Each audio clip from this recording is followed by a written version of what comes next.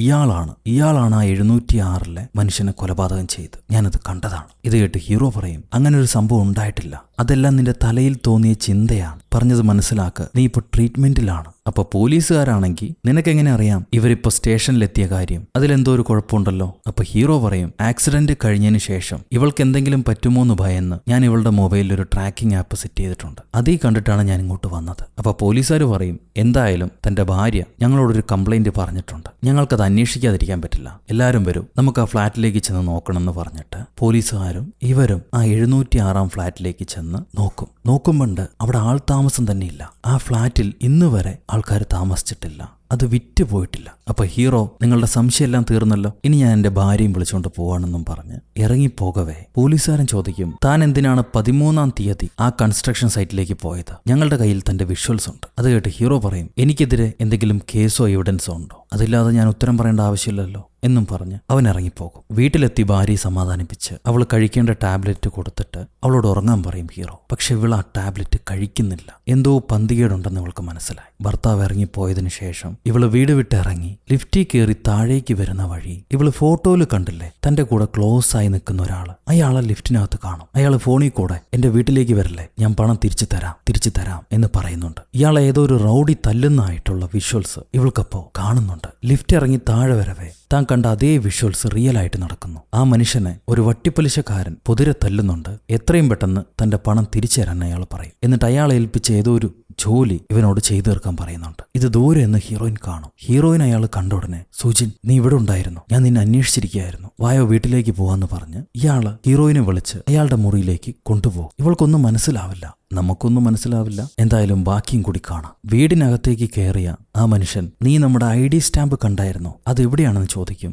ഇവള് കറക്റ്റ് തിരിഞ്ഞ് ആ സ്റ്റാമ്പുള്ള ടേബിള് അത് കാണിച്ചു കൊടുക്കും. ഇവൻ ആ സ്റ്റാമ്പ് എടുത്തിട്ട്, നമുക്ക് 8 മണിക്ക് സൈറ്റിൽ വെച്ച് മീറ്റ് ചെയ്യാം, എനിക്കിപ്പോൾ എത്രയും പെട്ടെന്ന് പോകാനുണ്ട് എന്ന് പറഞ്ഞ് ഇറങ്ങുകയാണ്. ഇയാൾ ഇറങ്ങാൻ നേരം അങ്ങേര് കൊല ചെയ്യപ്പെടുന്നതായിട്ടുള്ള വിഷ്വൽസ് അവൾക്ക് കാണും. ഇവൾ ഉടനെ പറയും, അങ്ങോട്ട് പോകരുതേ, നിങ്ങൾ മരണപ്പെടാനുള്ള സാധ്യതയുണ്ട്, പോകരുത്. അത് കേട്ട് ആ മനുഷ്യൻ, നീ എന്നെ പേടിപ്പിക്കുകയാണോ? എനിക്ക് പോകാതെ വഴിയില്ല, ഒന്നും സംഭവിക്കില്ല, പേടിക്കാതെ, നമുക്ക് കുറച്ച് കഴിഞ്ഞ് കാണാമെന്നും പറഞ്ഞ് അയാൾ ചിരിച്ചിട്ടിറങ്ങും. ഇവൾക്ക് ഒരു സെക്കൻഡ് ഒന്നും മനസ്സിലാവില്ല എന്താണ് സംഭവിക്കണമെന്ന്. തനിക്ക് കാണുന്ന വിഷ്വൽസ് ആണോ, റിയൽ ആണോ, ഫേക്ക് ആണോ എന്നിങ്ങനെ സംശയത്തോടെ നിൽക്കുമ്പോഴാണ് ആ വീട്ടിലുള്ള ഒരു കല്യാണ ഫോട്ടോ ഇവള് കാണുന്നത്. അത് കണ്ട് അവൾ ഞെട്ടിപ്പോകും. യഥാർത്ഥത്തിൽ ഇവളെ കല്യാണം കഴിച്ചിട്ടുണ്ടായിരുന്നത് ഈ മനുഷ്യനാണ്. യഥാർത്ഥ ഭർത്താവ് ഇപ്പൊ ഇറങ്ങിപ്പോയ ആളാണ്. അപ്പൊ താൻ ഇപ്പൊ കൂടെ താമസിക്കുന്ന ആളോ, ഇവളുടെ വീട്ടിലുള്ള കല്യാണ ഫോട്ടോയോ, അതാരാണ്? ഈ സംശയം നിൽക്കവേ ഇവിടെ പോലീസ് സ്റ്റേഷനിൽ സൈറ്റിൽ നിന്ന് കാണാതെ പോകുന്ന ഇരുമ്പും ചട്ടിയും മെറ്റലും വട്ടയും കൊട്ടയൊക്കെ യഥാർത്ഥത്തിൽ അടിച്ചു മാറ്റുന്നത് അവിടുത്തെ കോൺട്രാക്ടർ തന്നെയാണ്. എന്നിട്ട് അയാൾ തന്നെ കംപ്ലൈന്റ് കൊടുത്തിരിക്കുക. ഇത് പോലീസുകാർ കണ്ടുപിടിച്ചു. എന്നിട്ട് പോലീസുകാർ അയാളെ ചീത്ത പറയാണ്, കൈയോടെ പിടിച്ചതുകൊണ്ട്. താനല്ലോടോ ആ CCTV പൊട്ടിച്ചു കളഞ്ഞത് എന്ന് ചോദിക്കുമ്പോൾ ഗുണ്ടുതാത്ത പറയും, സാധനങ്ങൾ അടിച്ചു മാറ്റിയതൊക്കെ ഞാൻ തന്നെ, പക്ഷേ CCTV ഞാൻ പൊട്ടിച്ചിട്ടില്ല. അന്ന് രാത്രി ഞാൻ ഒരാളെ അവിടെ വെച്ച് കണ്ടിരുന്നു. അതാരാണ് എന്താണെന്ന് പറയുന്നതിന് മുന്നേ അടുത്ത സീനിലേക്ക് പോകും. നമ്മുടെ ഹീറോയിൻ അവളുടെ ഭർത്താവ് ജോലി ചെയ്തുകൊണ്ടിരുന്ന ആ പൂട്ടിക്കിടക്കുന്ന ഓഫീസിലേക്ക് വന്ന് അവരുടെ പുതിയ പ്രൊജക്ടിന്റെ അഡ്രസ്സ് അത് ഫോട്ടോ എടുത്ത് ആ സൈറ്റിലേക്ക് വരും. നമ്മൾ നേരത്തെ കണ്ട സൈറ്റ്. അവിടെ ഭർത്താവിന്റെ കാർ നിൽപ്പുണ്ട്, അതായത് നീളമുള്ള ഭർത്താവിന്റെ. ഈ സൈറ്റിലേക്ക് ഇവൾ എത്തുമ്പോൾ അവിടെ നിന്നും തെറിച്ച് വീണ് തനിക്ക് അപകടം പറ്റിയതായിട്ടുള്ള വിഷ്വൽസ് അവൾക്ക് കാണുന്നുണ്ടാവും. ഉടനെ ഇവളെ പോലീസുകാരെ വിളിച്ച്, സാർ ഇന്ന് രാത്രി ഒരു കൊലപാതകം നടക്കാൻ പോകുന്നു, നിങ്ങൾ എത്രയും പെട്ടെന്ന് ഞാൻ പറയുന്ന സ്ഥലത്തേക്ക് വരണം, ഡ്രീം ടൗൺ കൺസ്ട്രക്ഷൻ സൈറ്റ്, അവിടെയാണ് ഈ കൊലപാതകം നടക്കാൻ പോകുന്നത്. ഈ സൈറ്റിന്റെ പേര് കേട്ട് പോലീസുകാരൻ ഞെട്ടും. കാരണം അവിടുത്തെ കേസാണല്ലോ ഇവർ അന്വേഷിച്ചുകൊണ്ടിരിക്കുന്നത്. കോൺട്രാക്ടർ പറയും, അന്ന് രാത്രി ഞാൻ കണ്ട കാറ് അത് ആരുടേതാണെന്ന് എനിക്കറിയാം, ലീ ജി ഹൂന്റെയാണ്, ഹീറോയിന്റെ ഭർത്താവിന്റെ. പക്ഷെ കാറിലെ ഡ്രൈവർ മറ്റാരോ ആയിരുന്നു, കാർ ഓടിച്ചു വന്നത് മറ്റാരോ ആയിരുന്നു, അതിൽ വേറെ ആരും ഉണ്ടായിരുന്നില്ല. ഇവിടെയാണ് വലിയൊരു ട്വിസ്റ്റ് റിവീൽ ആവുന്നത്. നീളമുള്ള ഹീറോയുടെ പേര് യഥാർത്ഥത്തിൽ കിം സൺ വൂ എന്നാണ്. ആ പേര് ആരോ അയാളെ വിളിക്കുന്നുണ്ട്. ഹീറോയിന്റെ കൂടെ ഹീറോയിന്റെ ഭർത്താവ് എന്ന പേരിൽ ഇയാൾ ജീവിക്കുകയായിരുന്നു. യഥാർത്ഥ പേര് കിം സൺ വൂ എന്നാണ്. ഫോട്ടോ കാണിക്കുമ്പോൾ ഇതന്നെയാണ് ആളെന്ന് കോൺട്രാക്ടർ കൺഫേം ചെയ്യും. അപ്പൊ പോലീസുകാർക്ക് മനസ്സിലായി ആൾമാറാട്ടാണെന്ന്. ഈ സമയത്ത് ഹീറോയിൻ ആ സൈറ്റിലേക്ക് എത്തിയിട്ടുണ്ട്. അപ്പോ അവളുടെ യഥാർത്ഥ ഭർത്താവിന്റെ ബോഡി ഈ കിംസൺ നീളമുള്ള ആള് വലിച്ചോണ്ട് പോവാ. എന്നിട്ടൊരു സിമന്റ് പെട്ടിയിലിടുന്നുണ്ട്. ഇവളത് കണ്ട് ഞെട്ടി നിൽക്കവേ തന്റെ കൈ തട്ടി ശബ്ദം ഉണ്ടാവും. അപ്പൊ കിംസൺ ഹീറോയിൻ അവിടെ ഉള്ളത് കണ്ടു. നീ ഇവിടെ എന്തെടുക്കാണെന്ന് ചോദിക്കുമ്പോഴേക്കും പെണ്ണ് പേടിച്ചോടി ചെന്ന് ഇവന്റെ കണ്ണീപ്പെടാതെ ഒരു ഭാഗത്ത് ഒളിച്ചിരിക്കും. ഇവൻ സുജിൻ നീ എവിടെയാണ്? ഈ സ്ഥലം ഡേഞ്ചറാണ്, നമുക്കിവിടെ നിൽക്കണ്ട, നമുക്കിവിടുന്ന് പോയി കളയാം എന്നിങ്ങനെ വീണ്ടും വീണ്ടും പറഞ്ഞ് അവൾ അന്വേഷിച്ച് നടക്കുന്നു. അവൻ മാറിപ്പോയിന്ന് കാണുമ്പോൾ ഇവൾ ഇറങ്ങി ഓടാൻ നോക്കും. പക്ഷെ പുറകീന്ന് വന്ന് അവൻ പിടിക്കുന്നുണ്ട്. ഇവള് കയ്യിലുള്ള ഒരു കമ്പി കൊണ്ട് അവന്റെ മുഖത്ത് കീറിയിട്ട്, നീ എന്തിനാടാ അയാളെ കൊന്നത്? സത്യത്തിൽ നീ ആരാണ്? ഇവിടെ എന്താണ് സംഭവിക്കുന്നത്? നീ ആരെയൊക്കെയാണ് ഇനിയും കൊല്ലാൻ പോകുന്നത്? അപ്പൊ ഹീറോ പറയും, എന്നെ വിശ്വസിക്ക്, ഇപ്പോഴേക്ക് കൂടുതലൊന്നും ചോദിക്കരുത്, നമുക്കിവിടുന്ന് പോകാം, എന്നെ വിശ്വസിക്ക്. അവള് വിശ്വസിക്കില്ല, നീ കൊലപാതകയാണ്, എന്റെ അടുത്തേക്ക് വരരുത്. ഇവള് പുറകിലേക്ക് നീങ്ങി കാലെടുത്ത് വെക്കവേ കെട്ടിടത്തിന്റെ എഡ്ജിലെത്തി സ്ലിപ്പായ താഴെ ചെന്ന് വീഴും. അപ്പൊ കിംസു പറയുന്നുണ്ട്, നീ ഒന്നും ആലോചിച്ച് വറിയിടാവരുത്, നമ്മൾ 2 ദിവസത്തിൽ ഈ നാട് വിട്ടുപോകും. ഇതെല്ലാം ഞാൻ നിനക്ക് വേണ്ടിയാണ് ചെയ്തത്, എന്നെ വിശ്വസിക്ക്. ഇവള് പേടിച്ച് പുറകിലേക്ക് മാറവേ വീഴുമെന്ന അവസ്ഥയാവുമ്പോൾ ഭാഗ്യത്തിന് പോലീസുകാർ അവിടേക്ക് എത്തിക്കഴിഞ്ഞു. അവര് ചാടി പെണ്ണിനെയും പിടിച്ചു, നമ്മുടെ കിംസോനെയും പിടിച്ചു. ഇവള് പറയും, ഇവനാണ് കൊലപാതകി, ആ ബോഡി ഇവിടെയുണ്ട്, ഞാൻ കാണിച്ചുതരാന്ന് പറഞ്ഞ് പോലീസുകാരെ വിളിച്ചുകൊണ്ട് പോയി ബോഡി കാണിച്ചു കൊടുക്കാൻ നിൽക്കവേ അവിടെ ഒരു സ്ലാബാണ് കാണുന്നത്. ഒരു സിമന്റ് തിട്ടയും സ്ലാബും ഉള്ളൂ, അതല്ലാതെ ഇവൻ ബോഡി ഇട്ടതിന്റെ അടയാളമില്ല. ഇവൻ കൊണ്ടുവന്ന ബാഗ് നോക്കുമ്പോൾ അതിനകത്ത് കുറച്ച് ആയുധങ്ങളുണ്ട്, ബോഡി കൊണ്ടുവന്നതിന്റെ അടയാളമില്ല. ഹീറോ പറയും, ഇതെല്ലാം ഹാലൂസിനേഷനാണ്, നീ ഇപ്പൊ ട്രീറ്റ്മെന്റിലാണ് സൂചി, പറയുന്ന കേൾക്ക്, നിർത്ത്, നമുക്ക് പോകാം, അതാണ് നല്ലത്. ഇവള് കരഞ്ഞോണ്ട്, ഞാൻ കണ്ടതാണ്, ഞാൻ നിന്നെ വിടില്ല. ഇവൻ പോലീസുകാരോട് എന്റെ ഭാര്യയ്ക്ക് സുഖമില്ലാത്തതുകൊണ്ട് അവള് വീണ്ടും ഇങ്ങനെ എന്തെങ്കിലും കംപ്ലൈന്റ് പറയും, നിങ്ങൾ കാര്യാക്കല്ലേ എന്ന് പറഞ്ഞ് ഭാര്യയെ വിളിച്ചോണ്ട് പോകാൻ നിൽക്കവേ പോലീസുകാര്, നിന്റെ ഭാര്യയോ, നീ ആൾമാറാട്ടം നടത്തുക എന്നുള്ള കാര്യം ഞങ്ങൾക്ക് മനസ്സിലായി, നീയാണെന്ന് CCTV പൊട്ടിച്ചത് 13th.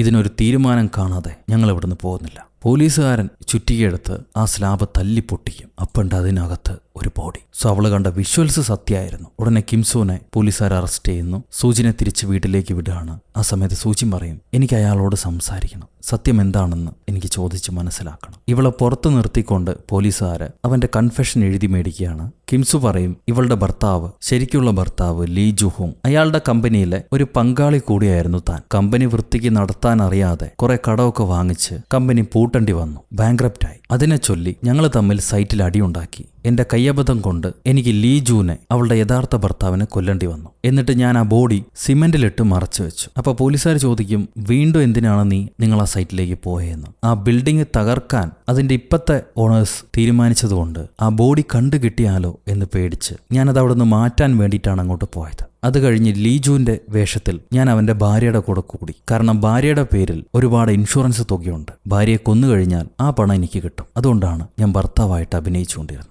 ഇതാണ് സത്യം എന്ന് പറഞ്ഞ് അയാൾ കൺഫെഷൻ കൊടുക്കും. അപ്പോഴാണ് പോലീസുകാര് ഹീറോയിന് ഒരു പേപ്പർ കൊടുത്തിട്ട്, നിങ്ങളുടെ യഥാർത്ഥ വീട് സിയോളിലാണ്, ഇപ്പൊ ഇയാൾ കാണിച്ച വീട് ഒരു ഫേക്ക് വീടായിരുന്നു, സോ നിങ്ങൾ ആ വീട്ടിലേക്ക് ചെല്ലുകയാണെങ്കിൽ കൂടുതൽ കാര്യങ്ങൾ മനസ്സിലാക്കും. ഹീറോയിൻ ചോദിക്കും, ഈ കിംസോ ശരിക്കും ആരാണ്? ഇയാൾ ആരാണ്? പോലീസുകാരൻ പറയും, അയാൾ ശരിക്കും നിന്നെ അഡോപ്റ്റ് ചെയ്ത നിന്റെ സഹോദരനാണ്, ദത്ത് സഹോദരനാണ്. അത് മറ്റൊരു ചോദ്യചിഹ്നം. എന്തുകൊണ്ടാണ് ദത്ത് സഹോദരൻ തന്നെ കൊല്ലാൻ നോക്കുന്നത്? അവൾ ചോദിക്കും, നീ ഇപ്പൊ പോലീസുകാരോട് പറഞ്ഞതും എന്നോട് പറഞ്ഞതുമായിട്ടുള്ള കഥകളിൽ എല്ലാം നുണയാണെന്ന് ഞാൻ വിചാരിക്കുന്നില്ല.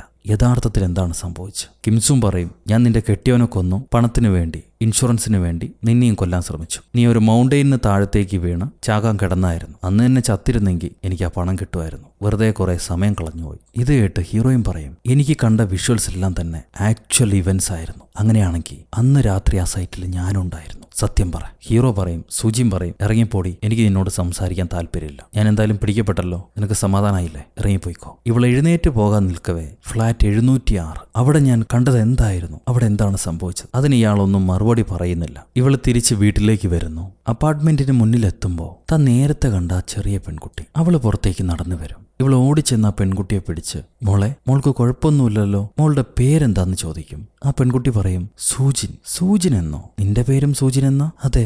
അപ്പ നേരത്തെ കണ്ട ആ ആൺകുട്ടി അവൻ അങ്ങോട്ട് ഓടി വരുന്നുണ്ട്. അവൻ പറയും, അതെ, അവളുടെ പേര് സൂജിൻ എന്നാ, എന്റെ പേര് കിംസു എന്നോ. കിംസു, ഇവളെന്റെ അനീത്തിക്കുട്ടിയാണ്. ഇവൾക്ക് ഇപ്പോഴാണ് മെല്ലെ മെല്ലെ കാര്യങ്ങൾ മനസ്സിലാവുക. അടുത്ത നിമിഷം ആ 2 കുട്ടികളെയും കാണുന്നില്ല. ഈ സമയത്ത് പോലീസുകാര് താൻ ലീ ജുഹൂനെ കൊന്നു, ശരി, പക്ഷേ സൂജിനെ ദത്തെടുക്കുന്നതിന് മുന്നേ അവളുടെ അച്ഛൻ മിസ്സിംഗ് ആണല്ലോ, അയാൾ എവിടെ പോയി? അയാളെ നീ എന്താണ് ചെയ്ത്? ഈ ചോദ്യങ്ങൾ അവിടെ നടക്കവേ നമ്മുടെ പെണ്ണ് ഹീറോയിൻ ഫ്ലാറ്റ് 706 വരും. അപ്പൊ അവിടെ ഒരു ടീനേജ് പെൺകുട്ടി, അവളുടെ പേരും കിംസുൻ ജിൻ ആണ്. ഇവള് വീടിനകത്തേക്ക് കയറുന്നു. ആ പെൺകുട്ടി മിണ്ടാതെ പോയി ഒരു ഭാഗത്തിരുന്ന് തന്റെ ക്രാഫ്റ്റ് കൊത്തിക്കൊണ്ടിരിക്കാവും. അപ്പോഴാണ് ഹീറോയിന് മനസ്സിലാവുന്നത്, തനിക്ക് നേരത്തെ കിട്ടിയ ആ മാല, ആ ചെയിൻ, അത് അവളുടേതാണ്, അത് അവളുടെ തന്നെയായിരുന്നു. അവളത് തന്റെ ചേട്ടന് വേണ്ടി പണിതായിരുന്നു. അവിടുന്ന് തന്നെ മറ്റൊരു വിഷ്വൽസും കൂടി അവൾ കാണുന്നുണ്ട്. അവളെ തന്റെ അച്ഛൻ പീഡിപ്പിക്കാനും കൊല്ലാനും ശ്രമിക്കുന്നു. ഇവളുടെ അമ്മ ചെറുപ്പത്തിൽ തന്നെ ഗ്യാസ് പൊട്ടിത്തെറിച്ച് മരണപ്പെട്ടു. ഇപ്പൊ ടീനേജ് പ്രായമായപ്പോ അച്ഛൻ അവളെ കൊല്ലാൻ നോക്കുന്നു. അപ്പോഴാണ് ഒരാള് ഈ അച്ഛന്റെ തലയ്ക്ക് പുറകീന്ന് അടിച്ച് ആ അടിയുടെ ആഘാതത്തിൽ അച്ഛൻ മരണപ്പെടുന്നു. ആ പുറകീന്ന് അടിച്ചത് മറ്റാരുമല്ല, നമ്മുടെ കിംസു ആണ്. അവൻ ഇത്രയും കാലം പട്ടാളത്തിലായിരുന്നു. ലീവിന് സൂചിനെ കാണാൻ വന്നപ്പോഴാണ് ഈ അവസ്ഥ ഉണ്ടാവുന്നത്. അവള് പേടിക്കുമ്പോൾ ഇവൻ അവളെ സമാധാനിപ്പിച്ച് ഒന്നും സംഭവിച്ചിട്ടില്ല, നീ ഇപ്പൊ ക്ലാസ് കഴിഞ്ഞ് വീട്ടിലേക്ക് എത്തിയിട്ട് പോലുമില്ല, അങ്ങനെ പറഞ്ഞാൽ മതി. ആൾക്കാർ ചോദിക്കുമ്പോൾ നിന്റെ അച്ഛൻ എങ്ങോട്ടോ പോയി, വിട്ടിറങ്ങിപ്പോയി, അങ്ങനെ വിചാരിച്ചോട്ടെ, ഞാൻ എല്ലാം ശരിയാക്കിക്കോളാം, എന്റെ മോള് പേടിക്കാതെ, ഇവിടുന്ന് ഇറങ്ങിപ്പോയിക്കോന്ന് പറഞ്ഞ് അവൻ സൂചിനെ പറഞ്ഞു വിട്ട് ആ ബോഡി മറവ് ചെയ്യാണ് ചെയ്ത്. അത് ഇത്തവണ പോലീസുകാരോട് പറഞ്ഞു കൊടുക്കുന്നുണ്ട്, ഞാൻ അവളുടെ അച്ഛനെ കൊന്നു, എന്നിട്ട് കാടിനകത്ത് മറച്ചു, പോലീസുകാർക്ക് ആ ബോഡിയും കിട്ടും അവളുടെ അച്ഛന്റെ. ഈ സമയത്ത് ഹീറോയിൻ താൻ തന്റെ ഭർത്താവിന്റെ കൂടെ താമസിച്ചിരുന്ന ആ ഫ്ലാറ്റിലേക്ക് വരും. ഇവിടുന്നാണപ്പോൾ ആദ്യം നമ്മുടെ കിംസു ഹീറോയിന്റെ പാസ്പോർട്ട് എടുക്കാൻ വന്നത്. ഇവൾ ആ വീട്ടിൽ കയറി അവിടുത്തെ ഓർമ്മകൾ എന്തെങ്കിലും കിട്ടുന്നുണ്ടോ നോക്കുമ്പോൾ ഇവൾക്കൊരു ഫോൺ കോൾ വരും. ഇവളുടെ കൂട്ടുകാരിയാണത്. കൂട്ടുകാരി പറയും, നിന്റെ ഭർത്താവ് നിന്നെ അന്വേഷിച്ച് വന്നിരുന്നു, ഒരുപാട് ബഹളം വെച്ച് ഇപ്പോ നിങ്ങളുടെ വീട്ടിലേക്ക് പോയിട്ടുണ്ട്, അയാളുടെ കണ്ണിൽ പെടണ്ടാം. ഇവള് നോക്കുമ്പോൾ ഇവര് മരിച്ചു പോയി എന്ന് കരുതിയിരുന്ന ആ ഭർത്താവ് ഇവളെ വീടിനകത്തേക്ക് കയറി വരും. നീ ഇപ്പോഴും ജീവിച്ചിരിപ്പുണ്ടോ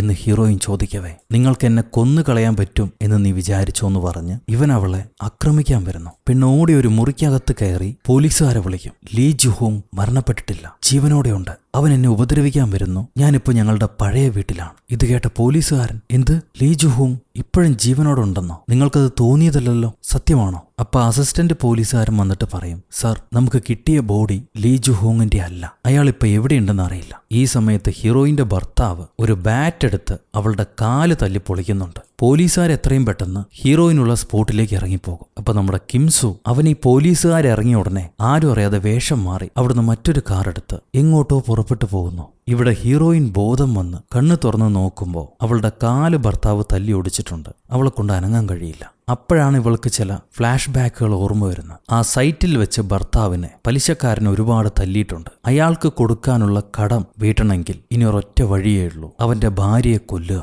ഭാര്യയുടെ പേരിൽ ഇൻഷുറൻസ് ഉണ്ട്, ഭാര്യ മരണപ്പെട്ടാൽ അത് അവന് കിട്ടും. ആ പണം കൊടുത്തിട്ട് നിന്റെ കടം വീട്ടാം എന്ന് ഭർത്താവ് പറയും. അങ്ങനെ ഒരു ഡീലിന് വേണ്ടിയിട്ടാണ് ഇവർ ഈ സൈറ്റിൽ വെച്ച് കണ്ടുമുട്ടിയിരിക്കുന്നത്. ആ പലിശക്കാരന് വേണ്ട മദ്യം ഭർത്താവ് കൊണ്ടുവന്ന് കൊടുത്തിട്ടുണ്ടാവും. എന്നാൽ ഈ മദ്യം കുടിച്ച ഉടനെ വായിലൂടെ പത തള്ളി വിഷം കയറി ആ പലിശക്കാരൻ മരണപ്പെടുന്നുണ്ട്. മരണം ഉറപ്പിക്കാൻ വേണ്ടി ഈ ഭർത്താവ് വീണ്ടും വീണ്ടും അവനെ കുത്തി അവിടെ ഉണ്ടായിരുന്ന ഒരു തൊട്ടിയിലേക്ക് എടുത്തിട്ട് അത് ഈ സിമന്റ് നിറച്ച് അടച്ചു കളയും. സോ ആ ബോഡിയാണ് പോലീസുകാർക്ക് കിട്ടിയത്. ഈ സൈറ്റിലേക്ക് ആ സമയത്ത് ഭർത്താവിനെ അന്വേഷിച്ച് ഹീറോയിൻ വരുന്നുണ്ട്. അവൾ ഇതെല്ലാം കണ്ടു. നീ എന്താണ് ഈ കാണിച്ചത് എന്ന് ഭാര്യ ചോദിക്കുമ്പോൾ ഭർത്താവ് പറയും, ഞാൻ എല്ലാം എക്സ്പ്ലെയിൻ ചെയ്യാം, മനസ്സിലാക്കുക, എന്റെ അവസ്ഥ ഇതാണ്. ഇവള് പേടിച്ച് പിറകിലേക്ക് വീഴും. അപ്പോഴാണ് അവളുടെ ബാഗിൽ നിന്ന് ഇവള് കാനഡയിലേക്ക് മൈഗ്രേറ്റ് ആയി പോകാൻ ഉദ്ദേശിക്കുന്ന വിവരം ഭർത്താവിന്റെ കയ്യിൽ കിട്ടുക. എന്നെ ഒഴിവാക്കി പോകാൻ നീ തീരുമാനിച്ചോ? അപ്പൊ ഞാൻ വെറും പൊട്ടനാണോ? ഇത്രയും കഷ്ടപ്പെട്ട ഞാൻ പൊട്ടനാണോ? എന്റെ എല്ലാം നഷ്ടപ്പെട്ടോ? നിനക്കും എന്നെ വേണ്ട. നിങ്ങൾ രണ്ടുപേര് കാരണം ഞാനിപ്പോ ഭ്രാന്തനാണ്, നീയും നിന്റെ സഹോദരനും. അവൻ എന്നേക്കാൾ കൂടുതൽ നിന്നെ സ്നേഹിക്കുന്നുവോ? അവന്റെ കൂടെയല്ലേ നീ നാടുവിടാൻ തീരുമാനിച്ച്?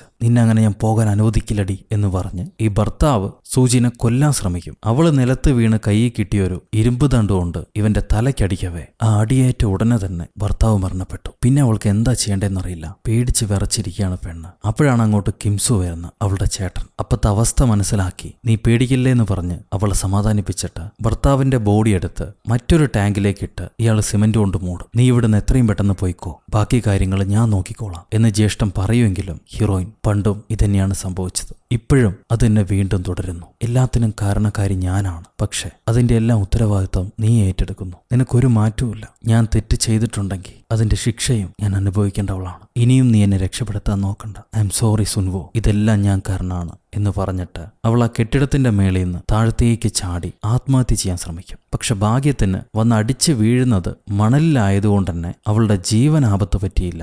എന്നാൽ പഴയ ഓർമ്മയെല്ലാം നഷ്ടപ്പെട്ടു. ഇപ്പോഴാണ് അതെല്ലാം അവൾക്ക് തിരിച്ചു കിട്ടിയത്. ഓർമ്മ തിരിച്ചു വന്ന് ഇവള് കണ്ണു തുറക്കുമ്പോൾ അവളെ ഭർത്താവ് വീട് നിറച്ചും പെട്രോൾ ഒഴിക്കുകയാണ്. സംഭവം അന്ന് സിമന്റ് തൊട്ടിയിലിട്ട ആള് ബോധം വന്നപ്പോൾ അതെല്ലാം മാറ്റി എഴുന്നേറ്റു. അന്ന് അയാൾ മരിച്ചിട്ടുണ്ടായിരുന്നില്ല. എനിക്ക് നിന്നെ കൊന്ന് പണം നേടണം എന്നായിരുന്നു, പക്ഷെ നിന്റെ ചേട്ടന് നിന്നെ രക്ഷപ്പെടുത്തണമെന്ന്. നോക്കാം എന്താണ് സംഭവിക്കണേ. ഇത് കാണാൻ, ഈ സംഭവം കാണാൻ നിന്റെ ചേട്ടനില്ലല്ലോ എന്ന് പറഞ്ഞിട്ട് ഇവൻ സിഗരറ്റ് വലിച്ച് താഴെയിട്ട് അവിടെ തീ പിടിപ്പിച്ചിട്ട് ഇറങ്ങിപ്പോകും. ഇവൻ ഇറങ്ങിപ്പോകാൻ നേരം നമ്മുടെ സുനുവ അവിടെ എത്തിക്കഴിഞ്ഞു. അവൻ ഭർത്താവിന്റെ കുത്തിനെ പിടിച്ച് എന്റെ പെങ്ങൾ എവിടെയാടാ എന്ന് ചോദിക്കുമ്പോഴേക്കും ഈ ഭർത്താവ് സുനുവിന്റെ വയറ്റിലേക്ക് കത്തി കുത്തിയിറക്കി കഴിഞ്ഞു. കുത്ത് കിട്ടിയെങ്കിലും അവൾക്ക് എന്താണ് സംഭവിച്ചെന്നറിയാൻ വേണ്ടി ഇവൻ എഴഞ്ഞകത്തേക്ക് പോകവേ ഈ ഭർത്താവ് രക്ഷപ്പെട്ടു പോകുന്നുണ്ട്. ഈ നേരത്താണ് പോലീസുകാരും വരുന്നത്. ഭാഗ്യത്തിന് പോലീസുകാരുടെ പിടിയിൽ ചോരയും കത്തിയായിട്ട് നടക്കുന്ന ഭർത്താവിനെ കിട്ടി. സുനുവ ഓടി വരുമ്പോഴേക്കും വീട് നിറച്ചും തീ പിടിച്ചിരിക്കുകയാണ്. അകത്ത് ഭാഗ്യത്തിന് പാതി മയക്കത്തോടെ സൂചി കിടപ്പുണ്ടാവും. പക്ഷെ അവളെ പൊക്കിയെടുത്തോണ്ട് വീടിന് വെളിയിലേക്ക് വരാൻ കഴിയില്ല. ചുറ്റും തീയാണ്. ജനലരികില് വേറെ മാർഗമില്ലാതെ അവളെ പൊത്തിപ്പിടിച്ച് ചേട്ടൻ ഞാൻ എത്തിക്കഴിഞ്ഞു, നീ പേടിക്കണ്ടെന്ന് പറയും. അവള് കരഞ്ഞോണ്ട് നീ വന്നല്ലേ, ഇപ്പോഴാണ് എനിക്കെല്ലാം ഓർമ്മ വന്ന്, എന്നോട് ക്ഷമിക്കോ, എല്ലാം ഞാൻ കാരണമെന്ന് പറഞ്ഞ് അവള് കരയുമ്പോൾ ചേട്ടൻ പറയും, ഒരു തെറ്റിന് നീ കാരണക്കാരിയല്ല, പുറകിലേക്ക് നോക്കരുത്, സംഭവിച്ചെല്ലാം നല്ലതിനാണ്, നീ കാനഡയിലേക്ക് പോകണം, നിന്റെ ആഗ്രഹമല്ലേ അത് സാധിക്കട്ടെ. ഇത് പറഞ്ഞു തീരുമ്പോഴേക്കും വലിയൊരു ബ്ലാസ്റ്റ് സംഭവിക്കുന്നുണ്ട്. ബ്ലാക്ക് ഔട്ട് ചെയ്ത അടുത്ത സീനിൽ ഹീറോയിൻ ആശുപത്രിയിലായിരിക്കും. തന്റെ ചേട്ടൻ എവിടെയെന്ന് പോലീസുകാരോട് ചോദിക്കുമ്പോഴാണ് പോലീസുകാർ പറയുക, ആ സംഭവിച്ച ബ്ലാസ്റ്റിൽ ഹീറോയിനെ രക്ഷപ്പെടുത്താൻ വേണ്ടി ചേട്ടൻ പൊതിഞ്ഞു കിടന്നപ്പോൾ പൊള്ളലേറ്റ് അയാൾ മരണപ്പെട്ടു. ഇനി ബാക്കിയുള്ളത് കാനഡയിലേക്ക് പോകാൻ നേരം എംബസിയിൽ റെക്കോർഡ് ചെയ്ത ഒരു വീഡിയോ മാത്രമാണ്. ചേട്ടന്റെ വീഡിയോ. എന്തിനാണ് കാനഡയിലേക്ക് പോകേണ്ടത് എന്ന് എംബസിക്കാർ ചോദിച്ചപ്പോൾ ചേട്ടൻ പറഞ്ഞത്, ഞാൻ എൻ്റെ പെങ്ങൾക്ക് വാക്ക് കൊടുത്തിരുന്നു ഒരുപാട് കാലം മുന്നേ, അത് അവള് മറന്നിട്ടുണ്ടായിരുന്നില്ല. ചേട്ടനും അനിയത്തിയും കൂടി എപ്പോഴും ഹൈക്കിങ്ങിന് പോകും. അപ്പൊ കൊച്ചിലെ ഇവള് പറഞ്ഞിരുന്നു കാനഡയിലേക്ക് പോകണമെന്ന്. അവിടുത്തെ ഒരു ലേക്ക് കാണിച്ചു കൊടുത്തിരുന്നു. ആ ലേക്കിന് അരികത്തായി ഭംഗിയുള്ളൊരു വീട്, അവിടെ നീയും ഞാനും മാത്രം സമാധാനമായിട്ട് ജീവിക്കണം, ഒരു പുതിയ തുടക്കം. അവളെ ഭർത്താവിൽ നിന്ന് ഒരുപാട് ഉപദ്രവങ്ങൾ ഉണ്ടായപ്പോൾ അവൾ ഡിവോഴ്സ് ചെയ്യാൻ തീരുമാനിച്ച് നാട് വിട്ടു പോകാൻ ആഗ്രഹിച്ചിരുന്നു. അവളുടെ ആഗ്രഹം സാധിച്ചു കൊടുക്കാൻ വേണ്ടിയിട്ടാണ് ഈ ഇമിഗ്രേഷൻ എന്ന് ചേട്ടൻ പറയും. തനിക്ക് വേണ്ടി മാത്രം ജീവിച്ച് മരിച്ച ആ ദത്ത് ജ്യേഷ്ഠൻ ഇനി അയാളില്ല. ഒരുപാട് കരഞ്ഞ് അടുത്ത സീൻ കാണിക്കുമ്പോൾ അവള് കാനഡയിലേക്ക് എത്തിക്കഴിഞ്ഞു. ആ ലേക്കിന് സമീപം ചേട്ടൻ വാങ്ങിച്ച വീട്. അവിടെ നിന്നും ആ തടാകത്തിലേക്ക് നടന്നു പോകവേ അവക്കരികിൽ അവളുടെ ചേട്ടനുള്ളതായിട്ട് അവള് ഫീൽ ചെയ്യും. പക്ഷെ അവൾ തനിച്ചാണ്. ജീവിതവും അങ്ങനെ തന്നെയാണ്. എത്ര വേണ്ടപ്പെട്ടവർക്കും എല്ലാ സമയത്തും കൂടെ നിൽക്കാൻ കഴിയില്ല. തനിച്ച് തന്നെ പോകണം മുന്നോട്ട്. പിന്നെ ഇവരുടെ കല്യാണ ഫോട്ടോയില് പോലീസുകാരനൊരു സംശയം ഉണ്ടായിരുന്നില്ലേ? അത് മറ്റൊന്നുമല്ല, ബ്രൈഡിന്റെയും ഗ്രൂമിന്റെയും സ്ഥാനം മാറിയിരുന്നു. മണവാളനാണെങ്കിൽ വലതുവശത്താണ് വരേണ്ടത്, കിംസു ഇടതുവശത്തായിരുന്നു. അവൾക്ക് കുടുംബമായിട്ട് കിംസു മാത്രമേ ഉണ്ടായിരുന്നുള്ളൂ. അതുകൊണ്ടാണ് ഹീറോ മറ്റേ വശത്ത് നിൽക്കുന്ന ഫോട്ടോ ആ വീട്ടിലുണ്ടായിരുന്നു. അങ്ങനെ അവിടെ വെച്ച് റീകോൾഡ് എന്ന സിനിമ അവസാനിക്കുന്നു. സോ ഗൈസ്, നിങ്ങളുടെ അഭിപ്രായം കമന്റിലൂടെ രേഖപ്പെടുത്തൂ. ലൈക്ക് ചെയ്യാനും ഷെയർ ചെയ്യാനും പുതിയ കൂട്ടുകാരെല്ലാവരും ചാനൽ സബ്സ്ക്രൈബ് ചെയ്യാനും ഒരിക്കലും മറക്കരുത്. അടുത്തൊരു അടിപൊളി സിനിമയായിട്ട് വീണ്ടും കണ്ടുമുട്ടുന്നത് വരെ, until then it's bye from ഒരു കഥ